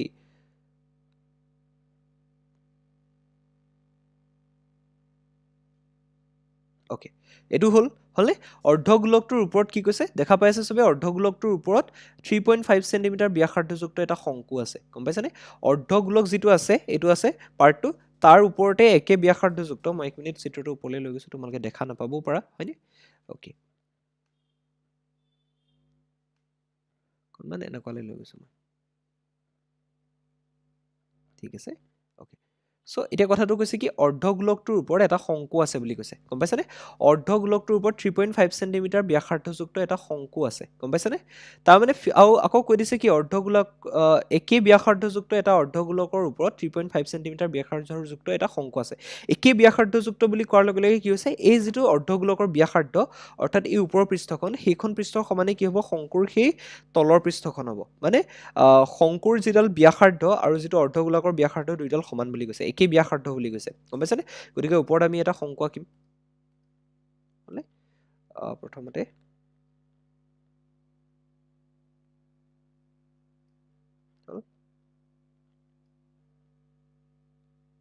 ওকে এটো এটা শংকু আঁকি দিলো হলনে সো এটো এটা শংকু হৈ গল গম পাইছা এইটো এটা শংকু হৈ গ'ল আৰু এই শংকুটো আৰু অৰ্ধগোলকটোৰ ব্যাসাৰ্ধ একে বুলি কৈছে একে ব্যাসাৰ্ধযুক্ত 3.5 চেণ্টিমিটাৰ বুলি কৈছে ব্যাসাৰ্ধ মানে এইখিনিতে যদি মোৰ কেন্দ্ৰটো হয় এই পৃষ্ঠখনৰ তেতিয়াহ'লে যিডাল ব্যাসাৰ্ধ সৰি ব্যাসাৰ্ধডাল আকা বেকা হৈছে ওকে ব্যাসাৰ্ধ যিডাল যিডাল ব্যাসাৰ্ধ এডাল কিমান বুলি কৈছে 3.5 চেণ্টিমিটাৰ বুলি কৈছে আৰু দুইটাৰে একে বুলি কৈছে হয়নে গতিকে দুইটাৰে ব্যাসাৰ্ধ একে অৰ্থাৎ এডাল 3.5 চেণ্টিমিটাৰ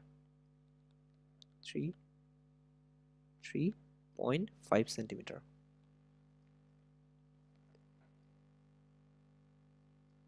ডিজিটেল স্ক্ৰীনত লিখোতে অকণমান অসুবিধা হয় গতিকে সকলোৱে যাতে এডজাষ্ট কৰা 3.5 চেণ্টিমিটাৰ বুলি কৈছে এই ব্যাসাৰ্ধডাল 3.5 চেণ্টিমিটাৰ বুলি কৈছে হ'লে প্ৰথম কথা হ'ল আমি চিত্ৰটো অংকন কৰিলোঁ তেনেই সহজ অংক এইটো চিত্ৰটো অংকন কৰি ল'লোঁ হয়নে 3.5 চেণ্টিমিটাৰ ব্যাসাৰ্ধ শংকুটো আৰু অৰ্ধগোলকটো মানে তলৰ যিটো পাৰ্ট দুইটাৰে কি হয় একে ব্যাসাৰ্ধ সেইটো হৈছে 3.5 চেণ্টিমিটাৰ হ'লে চিত্ৰটো এনেকুৱা ধৰণৰ আৰু হৈছে পুতলাটোৰ মুঠ উচ্চতা 15.5 চেণ্টিমিটাৰ মানে পুতলা যিটো আছে সেইটোৰ মুঠ উচ্চতা এটা আছে গম পাইছেনে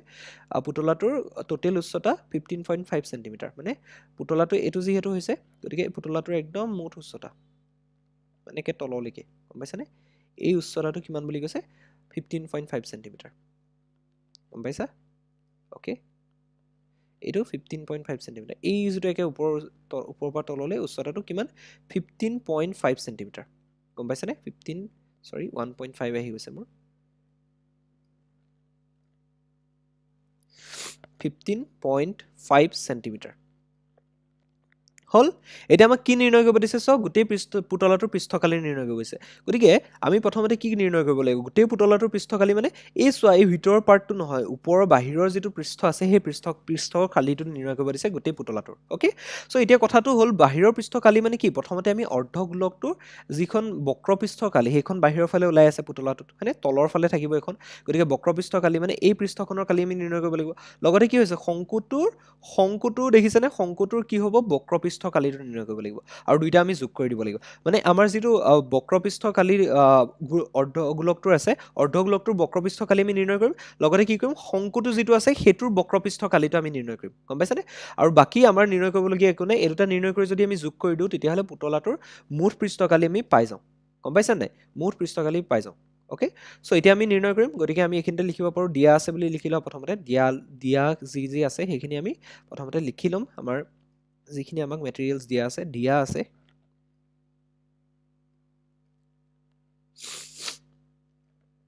ওকে শংকুৰ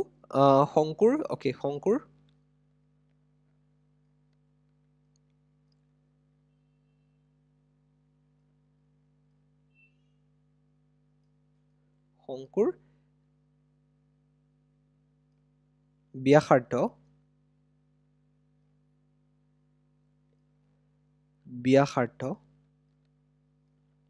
কিমান দিয়া আছে 3.5 হয়নে 3.5 চেণ্টিমিটাৰ দিয়া আছে ওকে চেণ্টিমিটাৰটো লিখিব পৰা নাই এইখিনিতে লিখি দিছোঁ 3.5 চেণ্টিমিটাৰ দিয়া আছে শংকুৰ ব্যাসাৰ্ধ দেই এডাল শংকুৰ ব্যাসাৰ্ধ 3.5 চেণ্টিমিটাৰ আকৌ যিটো অৰ্ধগোলকৰ মানে তলৰ যিটো পাৰ্ট অৰ্ধগোলাকৃতিৰ অৰ্ধগোলকৰ ব্যাসাৰ্ধ একেই হয়নে অৰ্ধগোলকৰ ব্যাসাৰ্ধ অৰ্ধগোলকৰ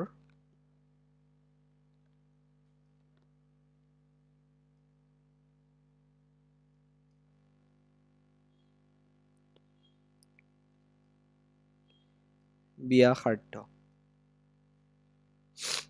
অৰ্ধগোলকৰ ব্যাসাৰ্ধ কিমান দিয়া আছে অৰ্ধগোলকটোৰ ব্যাসাৰ্ধ 3.5 চেণ্টিমিটাৰ দিয়া আছে এতিয়া এটা কথা মন কৰিবা এই অৰ্ধগোলকটোৰ ব্যাসাৰ্ধ যে এফালে হৈ আছে এইটো এটা 3D শেপ হয়নে এটা গোটা বস্তু গতিকে এই গোটেই পাৰ্টটো মানে এই বিন্দুটোৰ পৰা এইটো যিটো কেন্দ্ৰ আছে ইয়াৰ পৰা তাৰ গোটেই যিটো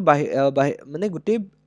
পইণ্টবোৰলৈ একেটাই ডিষ্টেঞ্চ হ'ব এইখিনিলে যদি 3.5 হৈছে তলৰ ফালেও 3.5 হ'ব তোমালোকে কেতিয়াবা বানবাতি কাঁহৰ বাতি থাকে দেখিছানে কাঁহৰ বাতিটো এবাৰ অবজাৰ্ভ কৰিবা যে অৰ্ধগোলক আকৃতিৰ হৈ যায় সাধাৰণতে নহয় কেতিয়াবা কিন্তু হয়ে অৰ্ধগোলক আকৃতিৰ গতিকে সেইটো যদি অবজাৰ্ভ কৰা তোমালোকে গম পাবা সো এইটোৰ ক্ষেত্ৰত কি হৈ আছে মানে আমাৰ যিটো এই বিন্দুটো আছে এই বিন্দুটোৰ পৰা যদি একদম লম্বভাৱে তললৈ আকৌ সেই ডিষ্টেঞ্চটো 3.5 হ'ব গম পাইছানে অৰ্থাৎ এই ডিষ্টেঞ্চটো কিমান হ'ব আমাৰ 3.5 হ'ব মানে এই বিন্দুটোৰ পৰা যিকোনো ইয়াৰ বাহিৰৰ পৃষ্ঠখনলৈ বিন্দু ভিতৰৰ ফালৰ পৰা যদি অংকন কৰোঁ সেইটো 3.5 চেণ্টিমিটাৰ হ'ব কাৰণ আমাক কৈ দিছে ব্যাসাৰ্ধ 3.5 বুলি হ'লে 3.5 হ'ল হল মানে গোটেই যেটো আমাৰ 15.5 সেন্টিমিটাৰ আছে গোটেই পাৰ্টটো তাৰ মানে এই পাৰ্টটো মানে এইখিনিলৈকে মানে এই তলৰ এইখিনি যেটো আছে এটো ইয়াৰ সৈতে সমান হ'ব এইখিনিও কি হ'ব 3.5 হ'ব বুজিছানে 3.5 হ'ব কোনখিনি এইখিনিৰ পৰা এইখিনিলৈকে 3.5 সেন্টিমিটাৰ হলে সো এইখিনি 3.5 সেন্টিমিটাৰ হৈছে তাৰ মানে কি এই শংকুটোৰ আমি লম্ব উচ্চতাটো ইয়াৰ পৰা উলিয়াব পাৰিম 15.5 ৰ পৰা 3.5 টো মাইনাস কৰিলে হ'ল হলে এতিয়া শংকুৰ লম্ব উচ্চতা বুলি লিখো শংকুৰ কি দিয়া আছে শংকুৰ লম্ব উচ্চতা বুলি কয় শংকুৰ উচ্চতা বুলি লিখিছো লম্ব উচ্চতা নিলিখো শংকুৰ উচ্চতা বুলি ক'লে আমি এই লম্বডালৰ উচ্চতাটোই বুজিম ওকে শংকুৰ উচ্চতা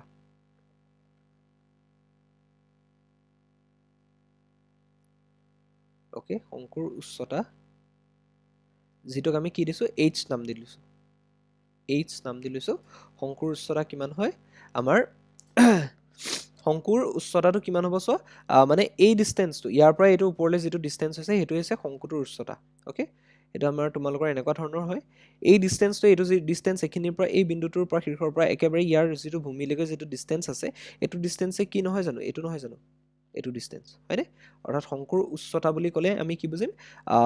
15.5 minus 3.5 অৰ্থাৎ 12 হয়নে মানে আলটিমেটলি কি হ'ব 15.5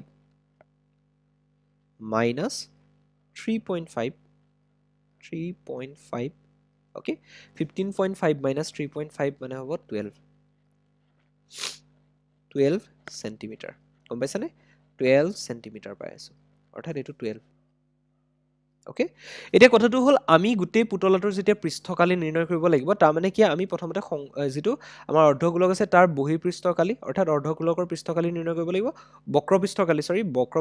এখন পৃষ্ঠ এটো বাহিৰলৈ ওলাই থাকিব মানে আৰু যেটো শংকু আছে শংকুটোৰ কি হ'ব বক্ৰপৃষ্ঠকালি উলিয়াব লাগিব ওকে সো মই প্ৰথমতে লিখিছো নিৰ্ণয় পুতলাটোৰ পৃষ্ঠকালি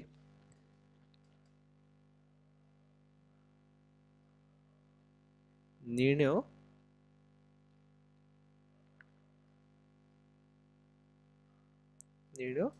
পুতলাটোৰ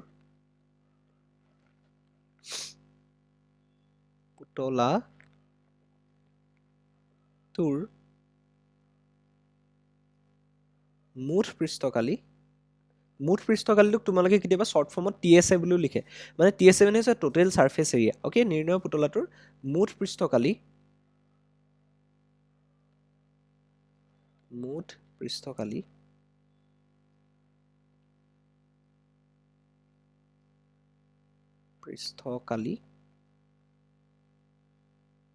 ওকে মুঠ পৃষ্ঠকালি সমান আমি কি লিখিম এই যিডাল আমাৰ অৰ্ধগোলক আছে অৰ্ধগোলকৰ বক্ৰপৃষ্ঠকালি আৰু যেটো শংকু আছে শংকুটোৰ বক্ৰপৃষ্ঠকালি কাৰণ হেতুটাই বাহিৰৰ ফালে ওলাই থাকিব হয়নে পুতলাটোৰ হেতুৱে হ'ব পৃষ্ঠকালি দুইটা যোগ কৰিলে ওকে মুঠ পৃষ্ঠকালি ইকুৱেল টু আমি কি লিখিম অৰ্ধগোলকৰ CSA বুলি লিখিম দেই CSA মানে হৈছে কাৰ্ভ সাৰফেস এৰিয়া গম পাইছানে অৰ্ধগোলকৰ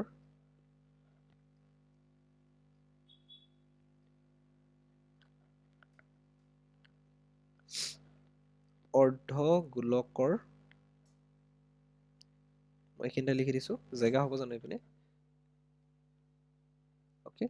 অৰ্ধগোলকৰ মই কি লিখিছো CSA বুলি শৰ্ট ফৰ্মত লিখিছো পৰীক্ষাটো ইউজ কৰিব পৰা এটো কিতাপতো যিহেতু আছে ফৰ্মেল বস্তু এটা CSA অৰ্থাৎ কাৰ্ভ সাৰফেস এৰিয়া গম পাইছানে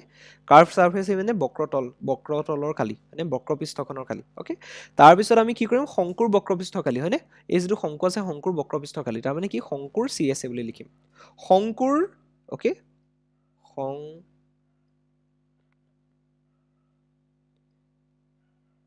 শংকুৰ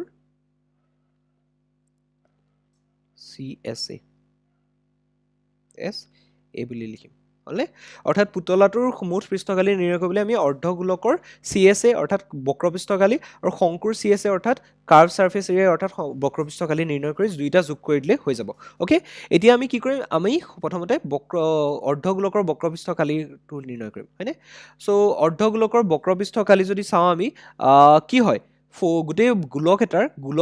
বক্ৰপৃষ্ঠকালি কি হয় 4 পাই r স্কয়াৰ গতিকে অৰ্ধগোলকৰ বক্ৰপৃষ্ঠকালি কিমান হ'ব 2 পাই r স্কয়াৰ হয়নে গতিকে আমাৰ কি হ'ব অৰ্ধগোলকৰ CSA বুলি লিখোতে আমি এখিনতে সিম্পলি লিখি দিম আৰু ফৰ্মুলাটো বহাই দিম ফৰ্মুলাটো কি হ'ব 2 পাই r স্কয়াৰ গতিকে 2 ওকে পাই বুলি লিখিলো এতিয়া অৰ্ধগোলকৰ আমাৰ হেৰি কি আছে অৰ্ধগোলকৰ কি আছে হেৰিটো কি বুলি কয় অৰ্ধগোলকৰ যিটো আমাৰ ব্যাসাৰ্ধ আছে এইটো কি আছে r কি আছে 3.5 গতিকে এইটো 3.5 লিখি দিলো 3.5 হ'লনে 3.5 লিখি দিলো হ'ল পাই r স্কয়াৰ 2 পাই r স্কয়াৰ হয় না 3.5 স্কয়াৰ লিখি দিলো হ'ল প্লাস আমি কি কৰিলো শংকুৰ CSA এৰ ফৰ্মুলাটো কি আছিল শংকু এটাৰ কাৰ্ভ সাৰফেস এৰিয়া মানে বক্ৰপৃষ্ঠকালিৰ ফৰ্মুলাটো কি আছিল পাই r l হয়নে পাই লিখিলো হ'লনে r মানে কি শংকুৰ ব্যাসাৰ্ধ মানে কিমান 3.5 ওকে 3.5 লিখিলো এখিনিত 3.5 হ'লে তাৰ পিছত কি লিখিলো আমি L এটা আছে L মানে কি এতিয়া তোমালোকে মন কৰা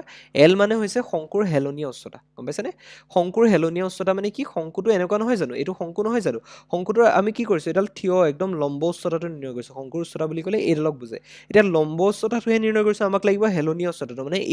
এইডালৰ আমাক কি লাগিব দৈৰ্ঘ্যটো লাগিব এলৰ দৈৰ্ঘ্য উলিয়াবলৈ সিম্পলি কি পাইছো এইটো এটা সমকোণী ত্ৰিভুজ পাইছো গতিকে অতিভুজ অৰ্থাৎ কৰ্ণডালৰ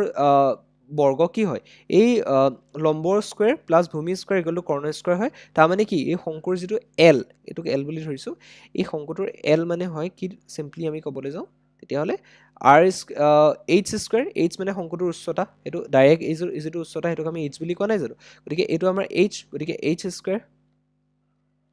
প্লাস কি হয় লম্ব স্কয়াৰ প্লাস ভূমি স্কয়াৰ অৰ্থাৎ এই ডালৰ স্কয়াৰ হৈ যাব ব্যাসডালৰ স্কয়াৰ হৈ যাব অৰ্থাৎ r স্কয়াৰ মানে r স্কয়াৰ মানে 3.5 স্কয়াৰ ওকে গতিকে সিম্পলি আমি l অৰ ঠাইত এটো লিখি দিম h স্কয়াৰ মানে কি আমাৰ এইখিনি অকন সিম্পলিফাই কৰি দিছো h স্কয়াৰ মানে কি h স্কয়াৰ মানে আমি 12 স্কয়াৰ লিখিব লাগিব okay 12 square plus r square মানে কি 3.5 whole square 3.5 whole square 3.5 whole square পাই যাম হলে এটো হৈ আছে l মানে আমি এটো লিখিম গম পাইছানে এটো তোমালোকে অংকটো কৰোতে দেখুৱাই দিব পাৰা কিন্তু মই ইয়াত সিম্পলি তোমালোকক বুজাবৰ কাৰণে সাইডত লিখি দিছো গতিকে এটো আমি l অৰ ঠাইত হেতু লিখিম গতিকে l টো ইয়াত লিখিলো বাৰু এতিয়া আমি নেক্সট কি কৰিম ইয়াৰ পৰা আমি কি কৰিম যেটো আমাৰ দেখিছানে আমি যদি ইয়াত আৰু এবাৰ কৰি চাও তেতিয়া হলে 2 পাই আছে হলে 3.5 into 3.5 লিখি দিব পাৰো into 3.5 into 3.5 লিখি দিব পাৰো যেটো স্কয়াৰ আছে হয়নে 3.5 into 3.5 লিখিলো হল প্লাস আমাৰ পাই 3.5 পাই আছে হয়নে পাই into 3.5 আছে 3.5 আছে হয়নে আৰু l ৰ ভ্যালুটো এবাৰ পুট কৰি দিম into আমাৰ l ৰ ভ্যালুটো আমি কি পাই থৈছো √12 স্কয়াৰ প্লাস 3.5 স্কয়াৰ হয়নে √12 square plus 3.5 square √12 square okay এখিনতে লিখি দিছো প্লাস 3.5 স্কয়াৰ বুজি পাবা আৰু এটো √over তলতে আছে দেই 3.5 স্কয়াৰটো ওকে এতিয়া আমি কি কৰিম আমি ইয়াৰ পৰা 3.5 into পাই যেটো আছে এটো কমন লৈ ল'ব পাৰিম হয়নে ইয়াৰ পৰা আমি 3.5 into পাই টো কমন লৈ লও পাই মানে আমাক কৈ দিছে চোৱা পাই মানে আমাক ইয়াত কৈ দিছে কি 22/7 পাই কনসিডাৰ কৰিবা গতিকে আমি পাই মানে পাই 3.5 টো মই প্ৰথমতে কমন লৈ লৈছো আৰু পাই into 3.5 হলনে এতিয়া আমাৰ কমন লৈ ললে কি থাকিব এটো 2 into pi into 3.5 into 3.5 আছে গতিকে 2 into 3.5 থাকিব 2 into 3.5 থাকিব হলে প্লাস আমাৰ কি থাকিব আমাৰ এটো pi 3.5 টো উলিয়াই নিলে এটো থাকিব just √12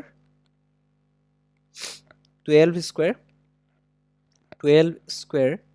plus 3.5 square 3.5 whole square 3.5 whole square থাকিব হলে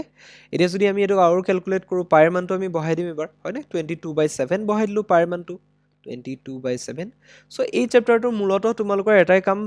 সবতকে বেছি টান হয় হেতু হৈছে ক্যালকুলেশন খিনি কৰা ক্যালকুলেশন কাৰণ ইমান ডাঙৰ ডাঙৰ ক্যালকুলেশন থাকে সৰু ভুল এটা হলে গোটেই অংকটোই ভুল হৈ যাব গতিকে এটো খুব সাৱধান হ'বা এটো 3.5 ওকে 3.5 তাৰ পিছত আমাৰ এই 3.5 into 2 কৰিলে মানে 3.5 into 2 35 দুগুণ কিমান হয় 70 হয় গতিকে 70 মানে 7.0 হ'ব ইয়াত কাৰণ 3.5 মানে এটা আগত দশমিক আছে হয়নে প্লাস আমি কি কৰিলো এইকিটা অকনমান ক্যালকুলেট কৰিলো আমাৰ 12 স্কয়াৰ মানে 144 জানো হলে 144 আকৌ এটো 3.5 স্কয়াৰ মানে কিমান চাই লোৱা 335 into 35 এ কৰিম দশমিকটোক ইগনোৰ কৰি পেলাই পূৰণ কৰিছো ওকে সো 5 5 গুণ 25 ৰ 5 উকলিব 2 5 3 গুণ 15 17 হ'ব হলে এপিনে 15 হ'ব উকলিব 1 9 1 10 হ'ব হলে আলটিমেটলি কিমান হ'লগে এটো 5 হ'ব 2 হ'ব হয়নে 2 হ'ব আৰু এইটো 1 হ'ব মানে 1 2 2 5 হ'ব কিন্তু এই দশমিকটো এখিনিত মানে এটাৰ আগত দুটাৰ আগত দশমিক আছে হয়নে গতিকে 12.25 হ'ব 12.25 হৈ যাব এইটো ওকে এইটো পাই আছো এতিয়া আমি এইটো ব্ৰেকেট ক্লোজ কৰি দিছো বাৰু তাৰপিছত আমি কি কৰিম এই যিটো আমাৰ ইয়াত আছে এইটো ক্যালকুলেশন কৰিব পাৰিছো 7 5 গুণ 35 হয় এইটো কিন্তু 3.5 আছে গতিকে 7 5 গুণ 35 যেহেতু হয় গতিকে 0.5 মানে 3.5 হৈ যাব 7 into 0.5 মানে 3.5 হৈ গ'ল সো আলটিমেটলি কিমান পালোগে আমি 22ক যদি আমি 5ৰ লগত পূৰণ কৰো 5 দুগুণ 10 হয় হয়নে উকলিব 1 5 দুগুণ 10 10 1 11 110 হয় কিন্তু এই দশমিক এটা আছে 1 আগত গতিকে 11.0 হৈ যাব হয়নে গতিকে এটো ভিতৰত 7.0 মানে 7 এ লিখিব পাৰো গতিকে 7 এ লিখিছো প্লাস আমাৰ এটো 144 প্লাস আমাৰ 12.25 আছে যেটো এটো আমি যোগ কৰি দিম গতিকে পইণ্টৰ পিছতটো 25 আহিব হয়নে 25 আহিলে আৰু পিছত এই 4 এ 2 এ কিমান হ'ব 6 হ'ল হলনে 4 এ কিমান হ'ল 5 হ'ল তাৰ পিছত আহিলে কিমান 1 আহিলে হলনে গতিকে 1 আহিলে এটো ব্ৰেকেট ক্লোজ কৰি দিলো এতিয়া আমাৰ কিমান হৈ আছে 11 হয়নে 11 হৈ আছে ব্ৰেকেটৰ ভিতৰত যেটো 7 আছে 7 টো প্লাস আমি কি লিখিম 1.156.25 ৰ আমাৰ কি হ'ব হেৰি কৰিব লাগিব আমি এতিয়া root over উলিয়াব লাগিব হয়নে এটা যদি চাও আমি 125 টো যদি তুমি চোৱা 125 into 125 যদি তুমি কৰা কিমান পোৱা চোৱা 125 আৰু into 125 যদি পূৰণ কৰি দিও আমি তেতিয়াহলে কিমান পাও 5 5 25 হলে উকলিব 2 10 12 25 112 2 হয়নে 25 5 উকলিল 2 5 দুগুণ 10 12 উকলিব 1 5 1 5 গতিকে 625 হৈ আছে হয়নে 125 দুগুণ কিমান হয় 250 হয় গতিকে 052 হয় হল তাৰ পিছত লাষ্টৰ লাইনটো কি হ'ব 125 এ হ'ব 5 2 1 হৈ আছে হলে তাৰ পিছত আমি যদি এটো যোগ কৰি দিও তেতিয়াহলে 5 মানে 2 তাৰ পিছত পাছে পাছে 10 10 6 কিমান হয় 16 উকলিব 1 3 হ'ল 5 হ'ল হয়নে 156.25 এতিয়া যদি আমি 12.5 into 12.5 কৰো মানে আমি যদি গতিকে এটো 15625 পাইছো এতিয়া যদি 12.5 এই পইণ্টৰ আগত 5 এটা 5 ৰ আগত পইণ্ট আৰু এটো 5 ৰ আগত যদি পইণ্ট ভৰাই দিও মানে কি এঘৰ আৰু এপিনে মিলি দুঘৰ আগত পইণ্ট আছে হয়নে গতিকে ইয়াতো দুঘৰ আগত পইণ্ট মানে 156.25 আহি যাব মানে এতিয়া 156.25 টো আমি 12.5 into 12.5 কৰি পাব পাৰো তাৰ মানে কি ইয়াৰ বৰ্গমূল হ'ব 12.5 ওকে 12.5 হলে এতিয়া আমি ইয়াৰ পৰা আমি ক্যালকুলেট কৰিব পাৰো কেনেকে 11 আৰু এপিনে যদি আমি কিমান আছে 7 into 7 5 গুণ 35 ৰ 5 কলিব 3 7 দুগুণ 14 14 3 কিমান হ'ব 17 হ'ব হলনে তাৰ পিছত 17 7 উকলিল 1 7 গুণ 7 7 1 8 875 মানে 87.5 আৰু এটো 11 ৰে পূৰণ কৰাটো একেবাৰে সহজ 875ক 11 ৰে পূৰণ কৰিলে আমি সিম্পলি কেনেকে লিখো জানানে প্ৰথমতে 8 টো লিখিলো হল 8 8 কিমান হয় 15 হয়নে 15 ৰ আমি 5 টো লিখি দিলো হলনে তাৰ পিছত আমি কি কৰিব পাৰো সৰি ইয়াত 8 11 এ পূৰণ কৰা ৰুলটো নাখাটিব ওকে মই এটো অকনমান চাব লাগিব এতিয়া নাখাটিব এটো গতিকে সিম্পলি চাবলৈ গলে 875ক আমি কি কৰিছো 875 এটোক আমি কি কৰিছো 11 ৰে পূৰণ কৰি দিব লাগিব গম পাইছানে 875ক আমি 11 ৰে পূৰণ কৰি দিব লাগিব তাৰ মানে কিমান হ'বগে 5 গুণ 5 হলে 5 আহিব 7 আহিব 8 আহিব হলনে তাৰ পিছত এপিনেও কি হ'ব 5 আহিব 7 আহিব আকৌ এপিনে 8 আহিব হয়নে গতিকে কিমান হ'ব 5 7 পাছে 12 ৰ 2 8 গলিব 1 9 9 6 15 9 7 16 হয়নে উকলিব 1 9 হয়নে 9625 আহিব 9625 আহিব হলনে ওকে এটো আহিব 9625 আহি যাব গতিকে 9625 কি হ'ব আমাৰ সেন্টিমিটাৰ আছে নে মিটাৰ আছে সেন্টিমিটাৰ আছে হয়নে গতিকে 9625 সেন্টিমিটাৰ স্কয়াৰ হ'ব সো তোমালোকে এটা কথা মন কৰা মই এই বস্তুটো অকনমান যোগচিনডালক পূৰণচিন বুলি ভাবি পূৰণ কৰি থৈ দিলো হয়নে গতিকে এনেকুৱা খপককে ভুল হৈ গ'ল এইটো বস্তু গতিকে আনসাৰটো ভুল ওলাই গৈছে দেখিছানে গতিকে মই এইটো বস্তু আকৌ শুধৰাই দিছো তোমালোকক যে 7 প্লাস 12.5 লাষ্ট স্টেপটোত ভুল হৈ গৈছে দেখিছানে মইটো পূৰণ কৰি থলো 7 5 গুণ 35 ৰ 5 হয়নে কিন্তু এটো যোগহে আছিলে গতিকে আমি কি লিখিব পাৰো 19.5 হ'ব 19.5 হ'ব ওকে 19.5 হয় হয়নে গতিকে এটো মিনিংলেস বস্তু এটা হৈ আছে এতিয়া হয়নে কাৰণ এটো নহয় অংকটো গতিকে 19.5 হৈ আছে 19.5 এটোক যদি আমি 11 ৰে পূৰণ কৰো ওকে সো আমাৰ কিমান আহিব 11 ৰে পূৰণ কৰিলে 195 195 into 11 ওকে তো কিমান আহিব 5 এগুণ 5 হ'ল ওকে 591 এ হ'ব 591 আৰু এইপিনে কিমান হ'ব 591 হ'লে সো ইয়াৰ পৰা ডাইৰেক্টলি আমি কিমান পাম 5 পাম 9 4 13 9 5 14 14 অকলিব 1 2 9 2 11 2 2145 পাম হয়নে 2145 এটো পাই আছো আকৌ দশমিক এটা 11 আগত বহাই দিব লাগিব গতিকে 214.5 আহিব পাইছেনে সেন্টিমিটাৰত আছে গতিকে এটো সেন্টিমিটাৰ স্কয়াৰ আহিব গবালানে অংকটো ঠিকই গৈ আছিল খালি লাষ্টৰ এই পইণ্টটোত মই এটো প্লাছৰ ঠাইত আমি পুৰণে কৰি পেলালো সেই কাৰণে অংকটো বেলেগ ওলাবলৈ গৈ আছিল গতিকে এটো সেন্টিমিটাৰ স্কয়াৰ আৰু এটোই হ'ব আমাৰ কি আমাৰ আনসাৰটো গবালানে গতিকে যেটো পুতলা আছিল পুতলাটোৰ বক্ৰপৃষ্ঠৰ খালি হ'বগে 214.5 সেন্টিমিটাৰ স্কয়াৰ গবালা কেনেকৈ কৰিলো প্ৰথমতে আমি দেখিছো পুতলাটো এটা শংকু আছে লগতে এটা অৰ্ধগোলক আছে আৰু দুইটাৰ বক্ৰপৃষ্ঠৰ খালি যোগ কৰিলে আমি গোটেই পুতলাটোৰ এটা পৃষ্ঠকালটো পাই যাম গতিকে দুইটাৰ বক্ৰপৃষ্ঠৰ খালি যোগ কৰিবলৈ আমি ফৰ্মুলা মতেদি পুট কৰিলো আৰু পুট কৰি আমি অলপ ক্যালকুলেশন কৰোতে লাষ্টত পালগে 214.5 গতিকে এটো 5 নম্বৰীয়া কোৱেশ্চন আৰু এটো তোমালোকৰ কি হৈছে তিনিবাৰ আহিছে 2019 20 25 তিনিবাৰ আহিছে গতিকে 5 নম্বৰ কোৱেশ্চন গতিকে সহজো হয় কোৱেশ্চনটো গতিকে এই কোৱেশ্চনটোৰ ওপৰত ফোকাস কৰিবা তোমালোকৰ বাৰটো আহি যাব যোৱাৰ চান্স এটা আছে ওকে